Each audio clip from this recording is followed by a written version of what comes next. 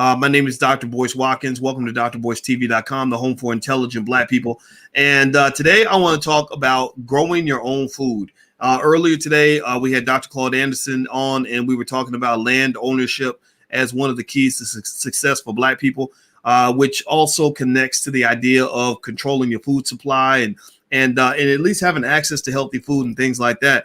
And so this brother that I have on today, that I just really am excited to have him on because I know he knows what he's talking about. He goes by the name of Farmer Brown, the MC. And basically what he has done is he's used the power of hip hop to help our people understand the importance of growing food and the importance of agriculture in general. And so without further ado, I'd like to welcome my brother to the stage. How you doing today, man? What's going on, Dr. Boyce? Thanks for having me on. Hey, brother, I'm glad to have you, man. I'm glad that, you and I have known about each other for a long time. I think I probably heard about you the first time maybe like over a decade ago, right? Yeah, it's been, yeah.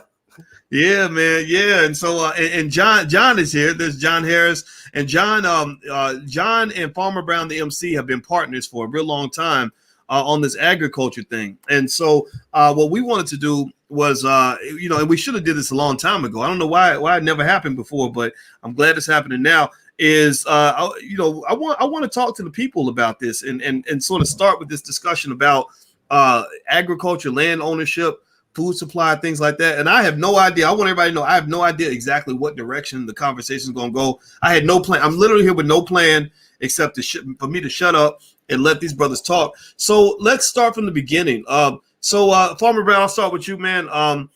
Tell us your background and how you got into agriculture and all that good stuff. And so, truth be told, I kind of stumbled into it. I actually got my background doing hip hop music. Did some internships for an artist out of Lexington, Kentucky, Rob Jackson, and Black Coffee with Arista and Motown Records. Lived down in Atlanta for about 5 years. Turned up for a little bit. You know how wild Atlanta can be. Found myself back in Lexington, Kentucky about 2006. Was a janitor for a few years. I realized at some point I needed to do a little bit more with my life. And so a few friends of mine, we came up with a lawn care company called Hero, Hometown Environmental Restoration Operation. And so the concept, we heard that concept, restoration operation. I don't know if you remember when Obama was campaigning back in 2008. A lot of us were optimistic. We just knew, we got a brother in there. We got a chance. We hear these words like restoration and urban and all of this. And so we thought, hey, we're in a neighborhood where there's a lot of distressed properties. So let's get into business. And so that's actually when I got my first business in 2009.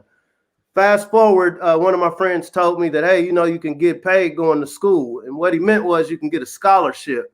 And so in my mind, I had an unsuccessful try back in 99 going to school. And so I figured, okay, I'm a little older, a little bit more focused. Let me go to school, kind of build my resume. So I enrolled in environmental science and technology at one of our community colleges up here in Lexington, Kentucky, Bluegrass Community and Technical College.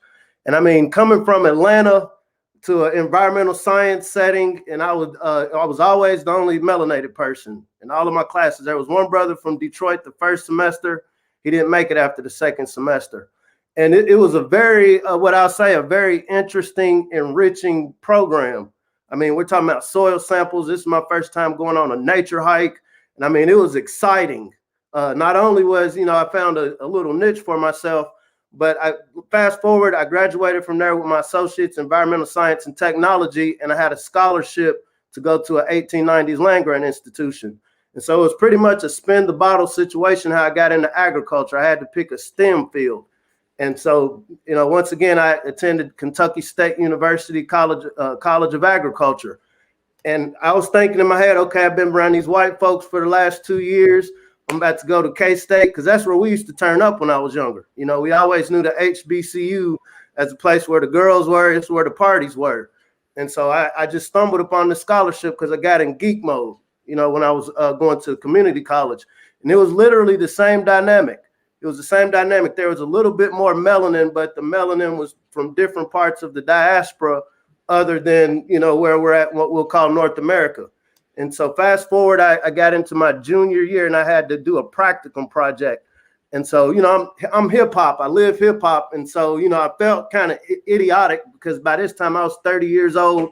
Most of my classmates were in their, you know, 18, 19 years old. And so it was just amazing how these people knew so much about farming and agriculture.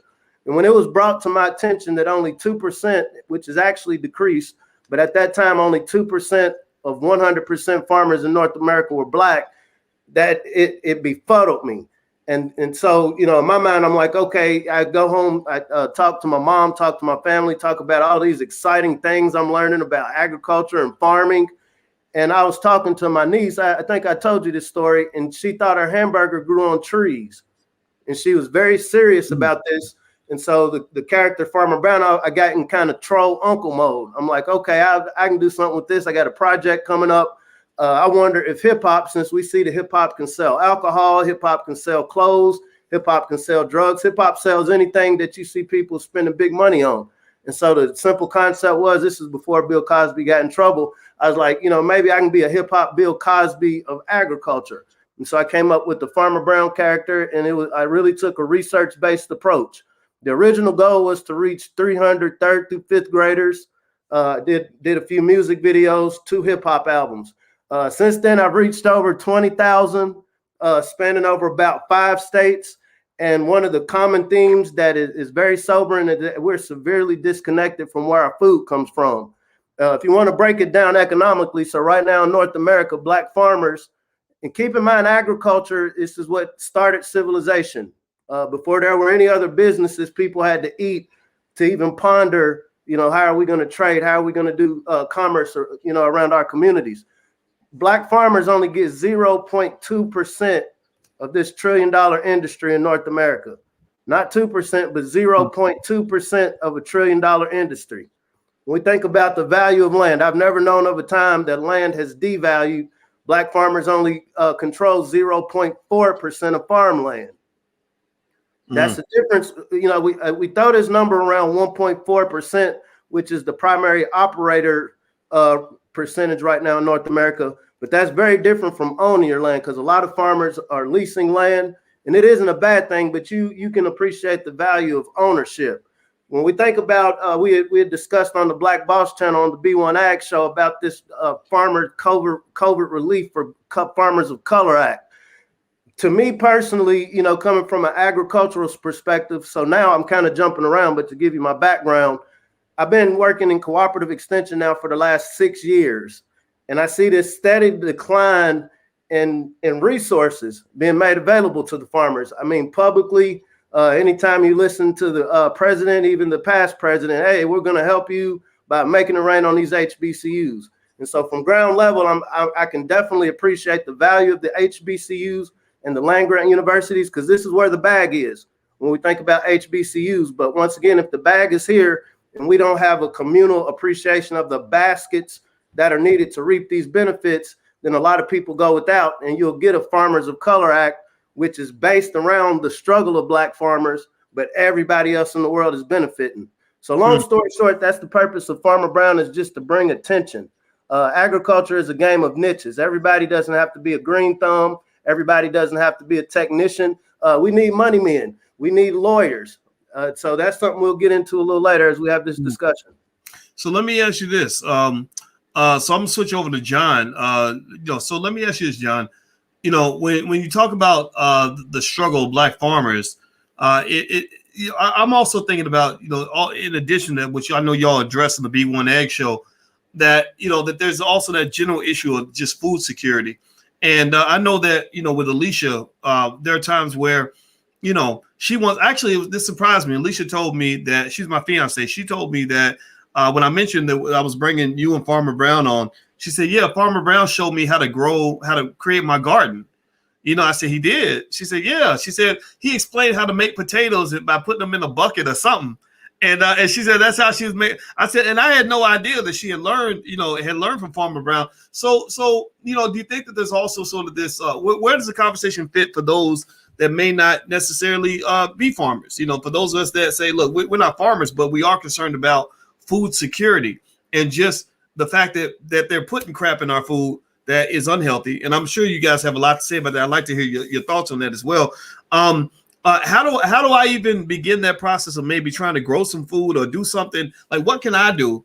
I can support Black farmers, but what can I do beyond that to support myself to make sure that I'm even able to get access to the kind of food that I need to be eating? Put some seeds in the ground. Mm. That's the best thing you can do is grow it for yourself.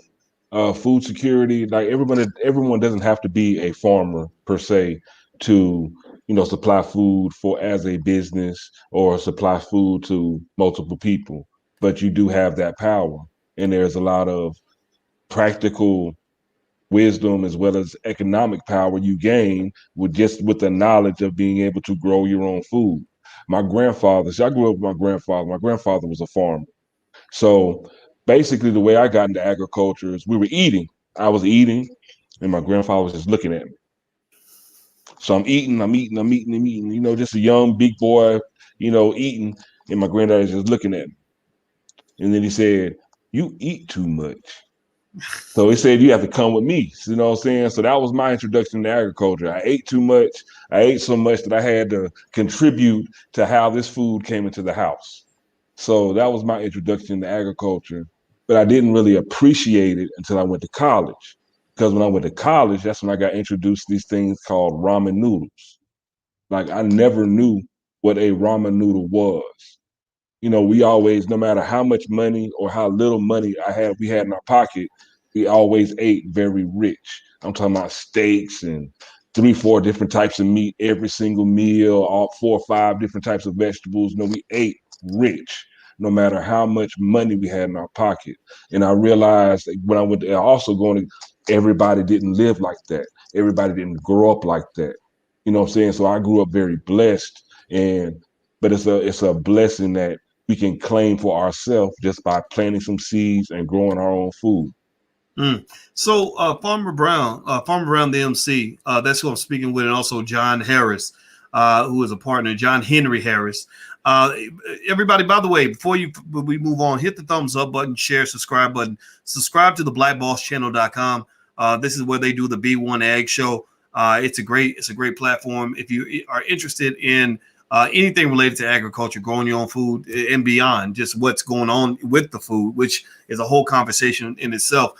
Let me jump to this question. So Farmer Brown, I'm going to ask you this question, man. What should we be alarmed about the kind of food that we're being asked to eat? Like, if so, what should we be alarmed about? Do you think that the intelligent Black people that subscribe to your network would like to eat plastic rice? I don't know. Let me ask the audience. Give me a yes or no if you think plastic rice sounds good. Do you like to eat plastic rice? Yes or no? Thumbs up or thumbs down. What do y'all think? Go ahead. What about 3D printed chicken nuggets? How do you okay? 3D printed chicken nuggets? Okay. Please explain. What about lab grown meat? Live grown meat? Laboratory grown meat. Lab grown meat. Okay. So we got plastic rice, 3D printed chicken nuggets, lab grown meat. Okay, let's start scratching the surface. And I want to add to that. Wow. So right now, one of the buzzwords is plant-based. The devil is in the details. If you read the ingredients, a lot of times it doesn't really specify what the plant is. Something like soy, for example, it's great for the soil. Soy has very many uses, but as something that we consume on a large scale, soy has been known to cause hormonal changes. A lot of times when we're trying to save money or eating fast, a lot of the foods we eat, fast foods, are filled with soy. There's also herbicides in the food and other pesticides in the food, such as atrazine, that has been known to cause sex changes in frogs. Just to put this into perspective now, let me play devil's advocate. Agriculture or any business is driven by consumption. We're a world of 7.6 billion people, a nation of 390 million people that have to eat every single day. Some people are fortunate. Most of us actually 75% of us only live on 3% of the land in North America. Of 1.9 billion acres, 75% of us only live on 3% of the land. Saying that to say, people have to eat. Like you were talking about those noodles, that's something you eat when you're balling on a budget. I'm jumping around, but when we think about what's going on now and the implications of having pre-existing conditions, this is 100% tied to our diet. When you think about the Southeast, which ironically is where the majority of Black farmers are, some parts of, say, Louisiana are Cancer Alley.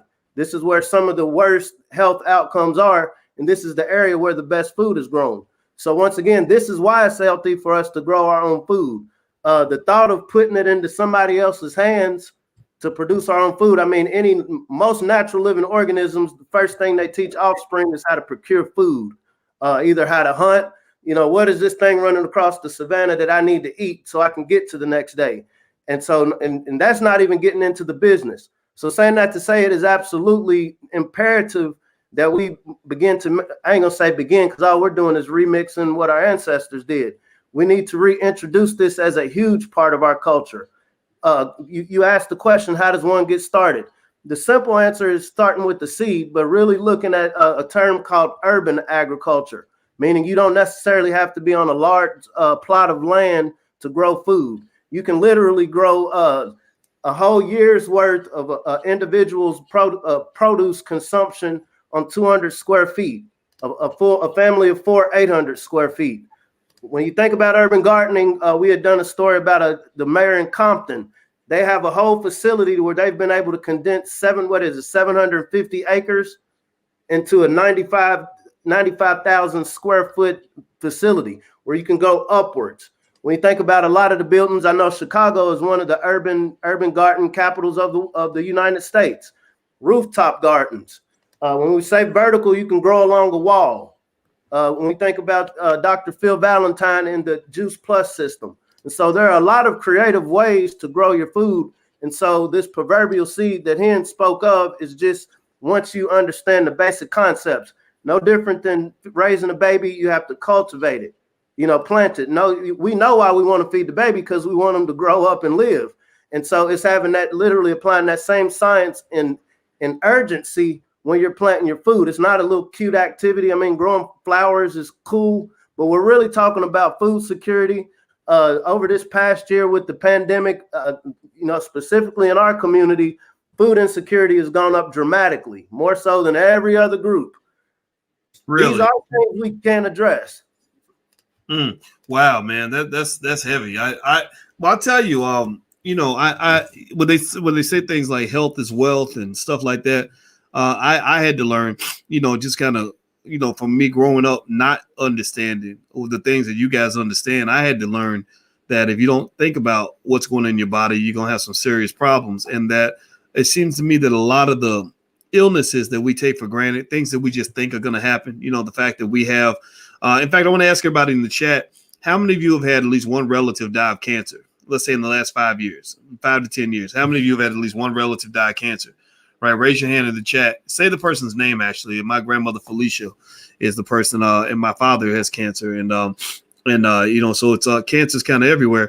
And then when I would see people like yourself talking, it started making me wonder. Okay, maybe we're taking this for granted and assuming that everybody just dies of cancer and nothing you can do about it. But maybe there's something going on with what we're eating from an early age that's causing. So maybe can one of you guys kind of speak on that in terms of what you're observing in terms of changes in the food supply that might be leading to all these crazy health outcomes that we're seeing, particularly amongst our people? Right now, I challenge your listeners. My bad, real quick. I challenge your listeners to look what's going on with chicken. Right now, there's a shortage in chicken. When you think about the Popeyes chicken sandwiches, you have to smile not to cry about it. But there's a run on chicken. Systems have been disrupted across the world. And so going back to this point about the 3D printed chicken, you'll hear, on a governmental level, people talking about, carbon tax, we need to save the environment. A lot of this is due to the way we produce chickens. Now, we could demonize it, or we can look at our consumption habits. If you have X amount of tens of thousands of chicken vendors around the country that always have a stream of people that want chicken, that's, chickens take time to grow. And so what happens as a result, you have to start adding chemicals, different hormones to be able to supply this demand.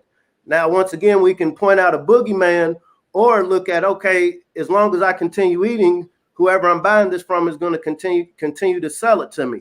Something like Popeyes, for example, is inevitably not even being nefarious. Inevitably, if these people keep coming lining around the corner for these chicken sandwiches, I got to think of a better way to raise chickens, because the population it always increases. We're supposed to hit 9 billion people on the planet by in the next 20 years. And so everybody's going to have to eat. That's going to be a common need of every human walking this planet. And so what that means is you're having to increase the food production. On one end, I don't want to sound negative, because here lies the opportunity for what our ancestors built the wealth of this country through agriculture, right? And so we now see that the whole system has been disrupted to where, okay, we have to produce things fast. I'm going to tell you another story. This is an old white farmer told me this back a few years back. In Asia, they don't have the same food quality standards, and this is throwing no shade on any group. We take for granted that everybody has the same food quality standards as, say, the USDA, which is supposedly the gold standard of food quality. We don't know what we're eating. I was told there were wildebeest being sold here as beef. A few weeks back, we were mulling over a story that alligator meat, raw alligator meat, was being sold as seafood. Wow. If you don't produce your food, even if you don't go into being a farmer, it's a knowledge and at least knowing what a real chicken looks like. Some of us have never seen a real chicken. You talk to some elders, they'll say, I don't know what that is. I mean, it flaps, it got a beak, but that's not what I grew up on. And so if you don't know any better, then you can eat anything. And I guess what's disappointing about it is we pay for it. It's marketable. Wow. Well, John, I saw, John, you had something to say on that. What are your thoughts? Well, it's all about survival. Growing your own food is a ancient knowledge, and it's a survival skill. This is my thing. It is a survival skill. So why would you not want to know something that is a survival skill? Food, clothing, shelter. Those are three of the main pillars to wealth and life. And these are all, food, clothing, shelter are all three things that you can grow yourself, literally. You can for as far as the fiber for your clothes, you can grow that. The materials that you need to build your home or build your shelter, you can grow that. Food, you can grow it yourself. And the less you have to go outside of yourself to sustain yourself, that's power. And so that's what I want people to realize, is that growing your own is very powerful. Now, when it comes to that's on an individual scale. Now we're talking about the food system and how it's tied together on a global scale. Everything is global now, but it's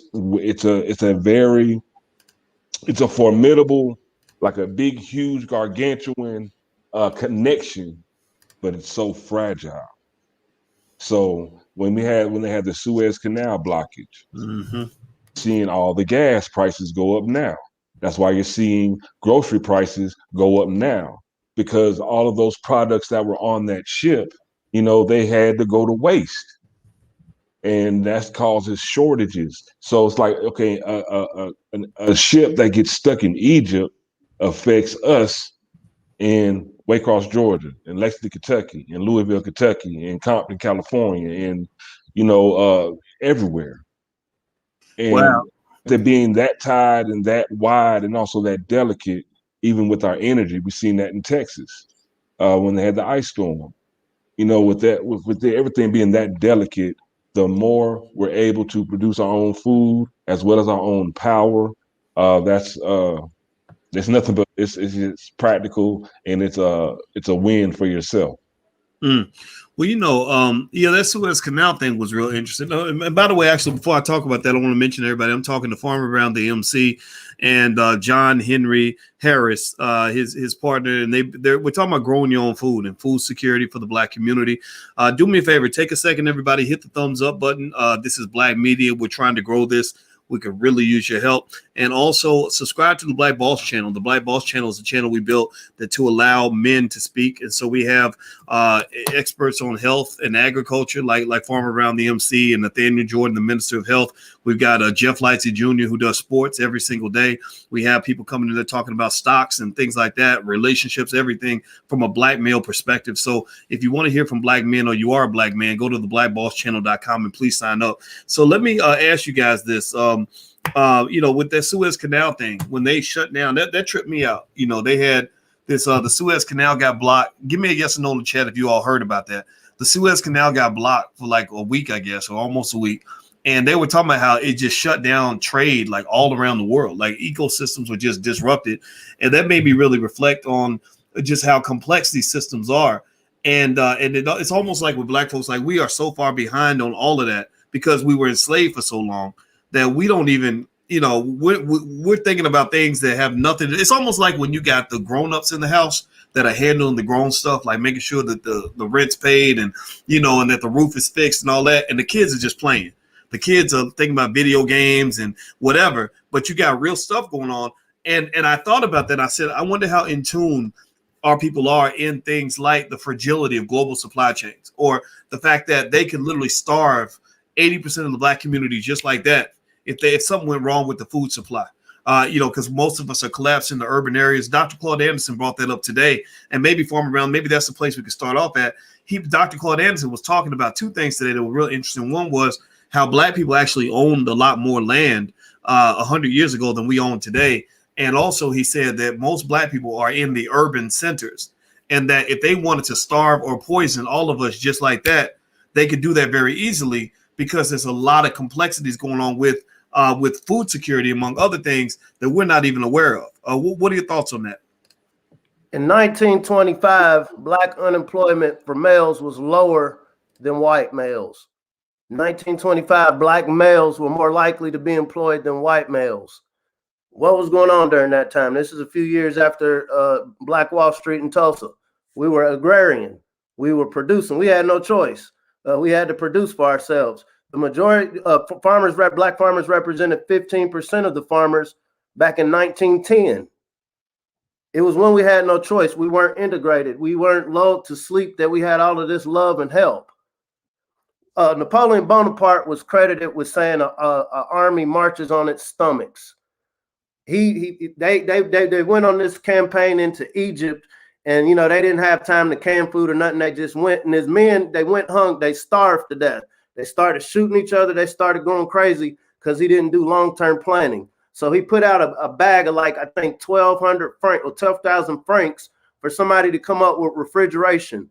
I'm saying this to say, when we have this B1 Ag conversation, agriculture isn't just about producing the food. How do we store it for these urban areas? Houston should have been a huge case study for us.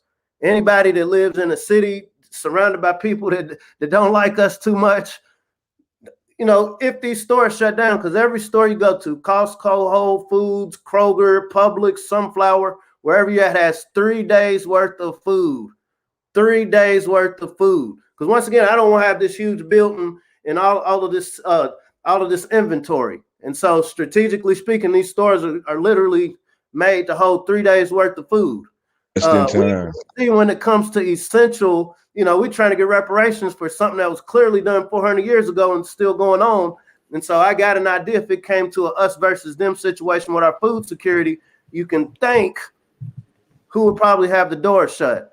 We were doing an interview the other day. We were talking about during the Freddie Gray riots, there was a Republican congressman a legislator out of Maryland that had proposed, okay, as a means of getting these looters, this word looters, out of the street, cut the food stamps. It wasn't passed, but he was comfortable enough to say this publicly. This was before Trump. This is before MAGA. Saying that to say, once something has been brought to your attention as a possible problem, it's not a sky's falling situation. And actually, we think to the contrary. I think this is one of the best opportunities we've had in a long time. We see the divisions, the gender, all of these different divisions. But one thing we all have in common is we all have to eat. The whole United States food system is disrupted. The whole system is disrupted. We know at the end of the day, as this proverbial veil is being lifted, it is our ancestors, our great-great-grandparents that built this agricultural system. We didn't have Dr. Boyce Watkins, back in the 1800s when all this land was being taken and people didn't know that, hey, you taking a loss over there 500 miles away from me? We weren't able to connect. And so I can only imagine if our ancestors had access through a platform such as this to talk with one another, to market their products to one another, then they wouldn't have wasted, I ain't gonna say wasted, they wouldn't have spent decades of their lives waiting for the white market to accept them. They wouldn't have spent decades of their lives asking for the USDA to give them a loan only to get spit on. This is from John Boyd, Peace to the Elder.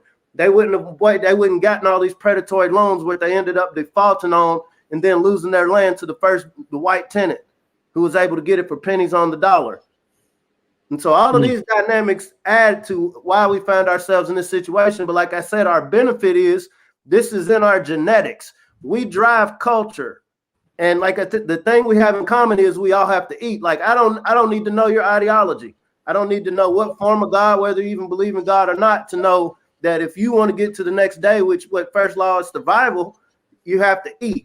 And so to that degree, like I said, agriculture is a game of niches. What can you provide within this food system? Are you somebody that's just in the real estate? I don't know nothing about food, but I know how to purchase buildings. I know how to work logistics. You got a lot of carpenters right now. Earlier today at work, so like I said, I work cooperative extension. I don't want to talk your head off. I was fortunate to be around some elder gentlemen. I think the oldest one had to be 80. They're out there working on the shed. It was about 5 of them, just kicking it, smoking on the pipe. One of them, shooting the breeze. But they were just talking like, man, it's so hard to find any help anymore these days. And I mean, these men are 80, the strong, burly black men. You know what I'm saying? But they can't find help. And we find ourselves in a community where, we're trying to find jobs. We have a lot of people, young people especially, looking for jobs. And then you have all of these and some of these men are, well-to-do, 6-figure men, but can't find help. I know a lot of black farmers that would love to have somebody come out and just mentor, follow behind them to be able to pass this knowledge down. And so the degree that we're able to market the importance, social marketing is huge. To market the importance of agriculture or finding a niche within it, or just for our food system, if nothing else, is something we need to do yesterday. Well, I tell you what you're talking about makes a lot of sense. It's almost like we, and maybe John, maybe you can speak on this for sure. It seems to me like we kind of, when we got caught up in, it's not that it was bad that we got caught up in, getting college degrees and all that. It's almost like though we kind of went after that one thing and detached ourselves from basic skills and common sense. It's okay to own a college degree, but it's better to really own some land in a lot of cases, right? Or I definitely can speak on that. Yeah, it's good to have a nice job. It's good for you, fine. But it's also good to have a nice business. It's good to be able to go live in the city and the suburbs and all that. But maybe it's just as better to, own some other assets that allow you to have some independence and security, where you ask yourself, what happens if they do cut us off? They cut us off from the food, we're done. The food and the water and all that. And Dr. Claude Anderson repeatedly has stated that there are going to be shortages on food and water in the near future, and that we will starve to death. A lot of our people will starve. So, John, can you kind of speak to that, everything I just said? Well, that's definitely one of my driving forces in being an advocate for agriculture. My grandfather, again, I ate too much, so I had to go out in the field with him. So I learned a lot with my grandfather out there in those fields. But I also kind of at a young age, I was away from my friends. They were out playing. I was always working. So I had developed almost just a disdain. Like, well, I can't wait to go to college so I can get my degree and get me a good office job. Wow. I don't have to come home all dirty and smelly, and I can just go get a good office job. I can dress up, come home clean, smelling like my favorite cologne. That was my thought. But again, as I got older, I realized that, growing your own food, working for yourself, there was nobody out there in the fields micromanaging us. There's nobody out there playing these mind games with us. There's no salary cap to how much money you can make. It's whatever you bring to harvest. They're not paying you by, like, I'm not making my money by the hour. I'm making it by how much I can produce. So if you're a high producer, you're going to be a high earner. So, like, you set yourself up just to be a winner either way. Well, I'll tell you what, I think that this is something that, I think we can forgive ourselves for not knowing these things, because we were just not raised on any of this. We were really raised to be white supremacists in a lot of ways, where we just have certain things that we weren't even trained to even think about. And I think now we're kind of figuring this out, which means we can do better with our kids. And speaking of kids, one of the things I like what you're doing, man, Farmer Brown, is, y'all don't know, there's a reason we call him Farmer Brown, the MC, right? It's because he's actually made some really creative representations of hip hop that have really helped kids learn about agriculture in a really creative way. And I'm gonna share this video with you guys. It's okay. I asked the audience and ask y'all, is it okay if I share one of your videos? Is that cool? Farmer Brown, you good with that? All right. So this is a song he had called "Grow Harder," and I thought it was creative. And again, we got hip hop music that's teaching our kids. They're selling everything from liquor to drugs to killing, right? So why don't we sell shoes?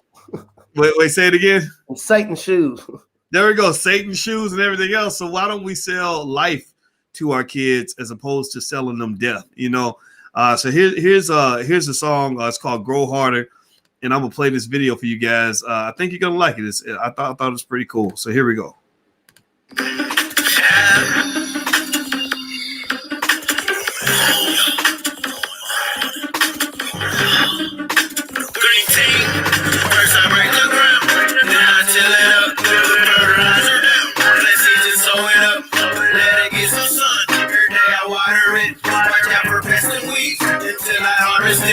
First I break the ground, then I till it up, put fertilizer down, let's eat it, sow it up, let it get some sun, every day I water it, watch out for pests and weeds, until I harvest it, let it go ahead, grow hard, grow smarter, go ahead, go hard, grow harder, go ahead, grow hard, grow smarter, go ahead, go hard, grow harder, photosynthesis, yeah, they get my plants light, fertilizer and nitrogen get my soil right. I get my plants fed and water cause they need it. The roots compete for the nutrients, so I weed it. Try to conserve my energy, I might need it later. When you use less fuel, it makes the profit greater. I'm eco-friendly when I'm growing. Thankful for the sunlight and water when it's flowing. Shout out to all the bees and all the pollinators. They have to reproduce the plants when we need them later. On the farm we grow the food that we need to eat. From the vegetables and fruits to the fresh meat. We grow that fiber for our clothes and the bill with. And buy a food for my tractor, let's take a field trip. It's Farmer Brown going green even in my city. Growing hard, got the green team with me. First I break the ground, and then I till it up. Put fertilizer down, let's eat it, sow it up. Let it get some sun, every day I water it. Watch out for pests and weeds, until I harvest it. First I break the ground, then I till it up. Put fertilizer down, let's eat it, sow it up. Let it get some sun, every day I water it. Watch out for pests and weeds, until I harvest it. Go ahead, grow hard, grow smarter. Go ahead, go hard, grow harder. Go ahead, grow hard, grow smarter. Go ahead, go hard, grow harder. Break the ground, then I till it up. Put fertilizer down, let's eat it, sow it up. Let them get some sun, every day I water it. Watch out for pests and weeds, until I harvest it. First I break the ground, then I till it up. Put fertilizer down, let's eat it, sow it up. Let it get some sun, every day I water it. Watch out for pests and weeds. All right. So everybody, please give a digital round of applause for this very creative manifestation. It was great, like step-by-step instructions. It's like the real positive version of like Biggie's 10 crack commandments. I like the 10 Crack Commandments. That was a great song, but I didn't quite know what to do with that information. But now I know I got to break the ground and then I till it up, fertilize it down. What was it? What's the last one again? Fertilizer down, plant seeds, and sow it up. Plant seeds and sow it up, right? So that shows you the power of the subconscious mind. Like you're repeating this in your head, and you walk away. You cannot hear this song more than a couple times and literally not walk away with knowledge on how to do this. Now, at least the basics, right? You know, and it makes me think about like how kids learn their ABCs. You know, the first time they learn is usually by singing a song. Right, or how they learn how to, I learned how to spell Mississippi, MISSISSIPPI, right? So that use of music as an educational tool is something that I think you did in an amazing way, man. So let me ask you this: so what's been the reception of this idea? I don't think I know anybody. I don't know if y'all know. Like, give me a yes or no if you've ever seen anybody rapping about agriculture or growing your own food or farming. What's that been like for you, man? To use hip hop in such a creative kind of space? It's some brothers. It's a brother DJ Cavum out of Colorado. Then Corey Goo, what a dude down in Florida. And so it's a few brothers that's representing. My specific niche is really getting to the seeds, the young ones, 3rd through 5th grade. This is when they're still impressionable. They don't necessarily have this narrative of agriculture as being slavery.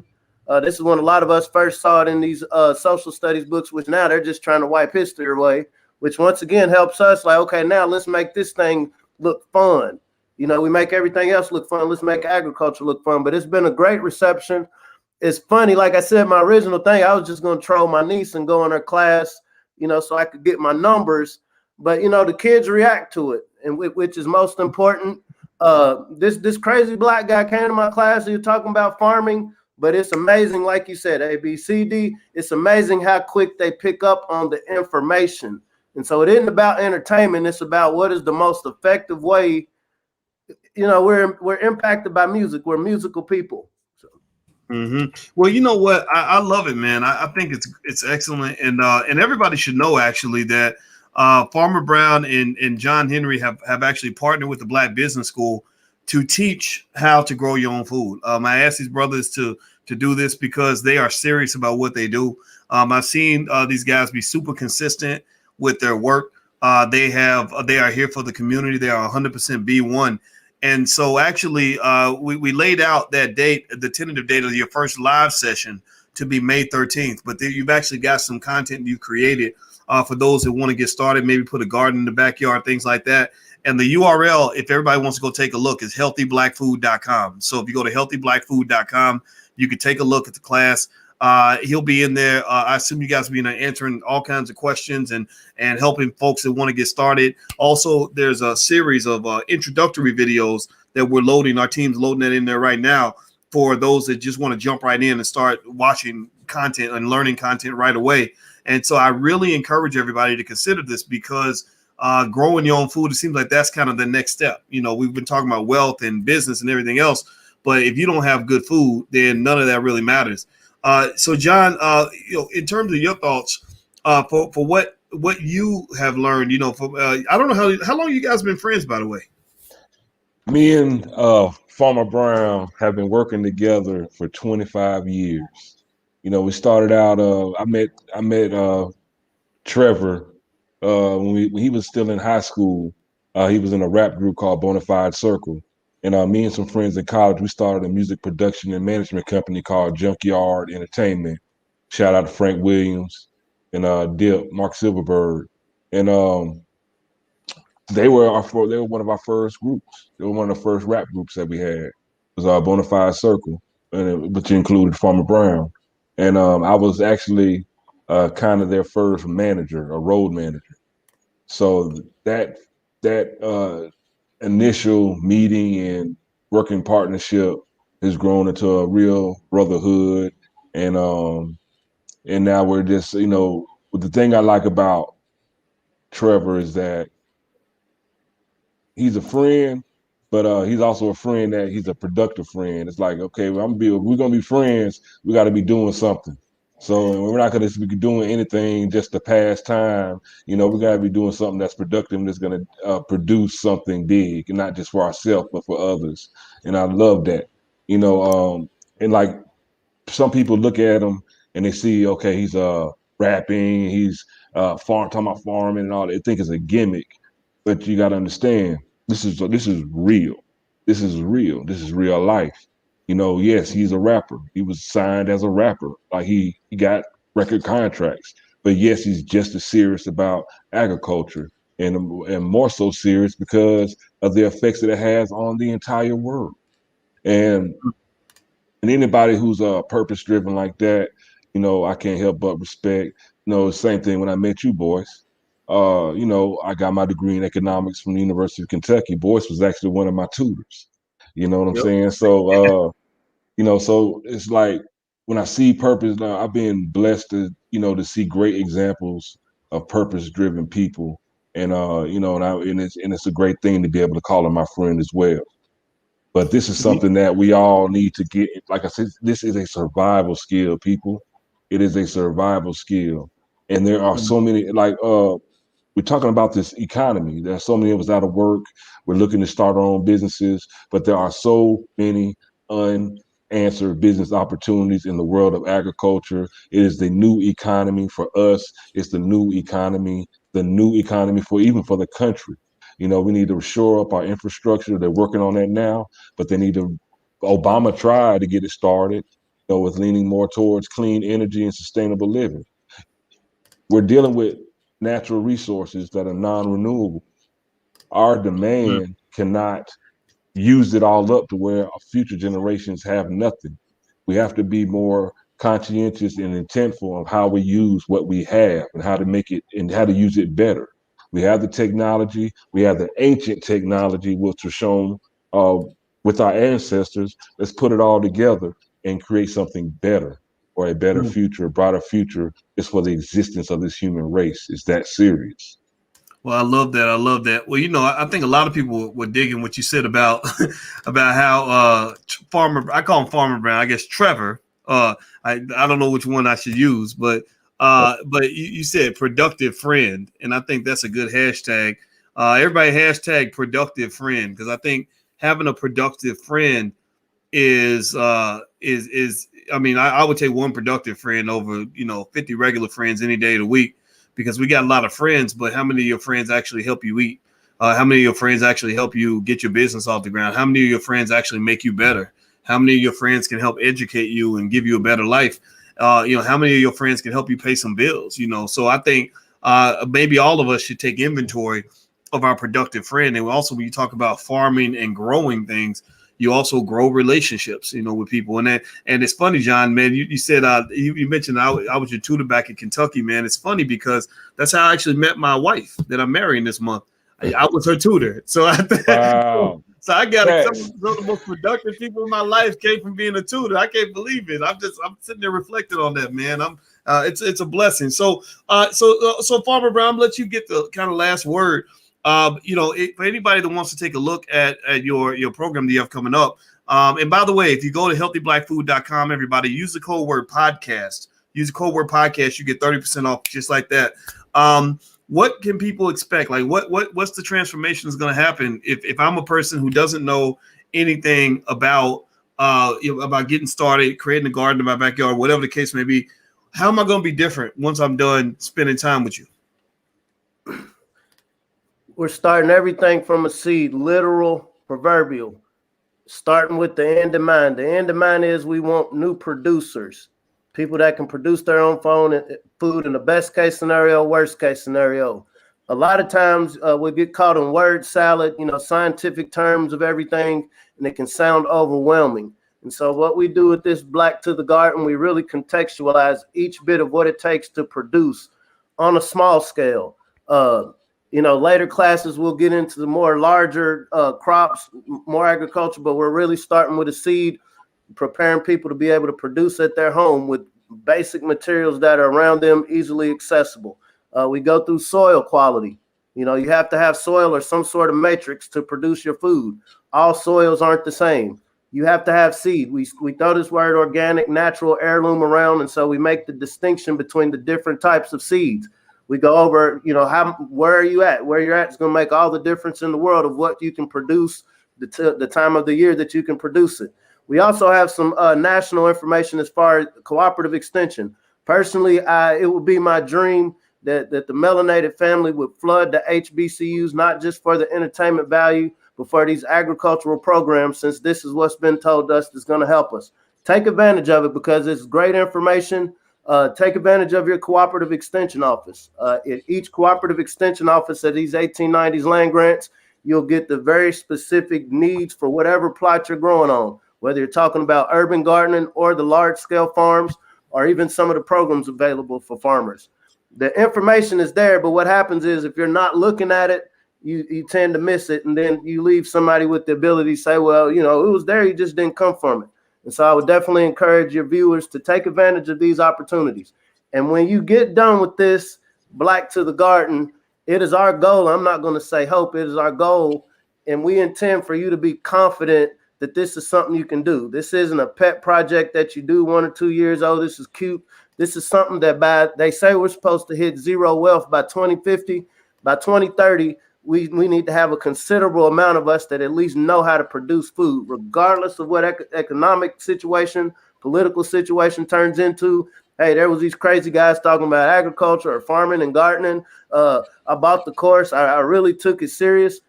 I tried my hand at it. I didn't just look at it and turn it off. I really tried it. By 2030, we're going to have some new producers. This is something that's palatable for your children. We definitely encourage you to get your children to look at it. Take notes. Apply it. Agriculture, farming, gardening, however you want to classify it, this is something you can do. Don't look at it as something that somebody else does. Every organism on this planet, first thing it learns how to do is procure its food. And so what we do in Black to the Garden is start from a seed. Well, I love it. I love it. I love it. And I hope you all will join me in giving a digital round of applause to these brothers that are leading an important part of the movement. We got healthy food, healthy eating, growing our own food security. That is an important next step, which is connected to land acquisition, which is something that we need to talk about. I just shared that video today with King Randall from the X School for Boys, 21 years old, and talked about how he just bought 40 acres of land where he's building that school down there with those boys, and they're getting it done. This is the future. This is the new Black education. This is what liberation looks like. It means getting your own food. It means educating your own children. It means creating your own businesses. It means building your own wealth. When you do that, can't nobody tell you nothing. So if you would like to learn from Farmer Brown and John as well, they're going to get started on the 13th.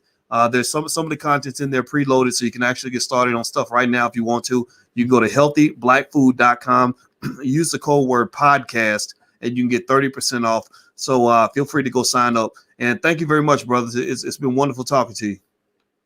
Thank you, Dr. Boyce. All right.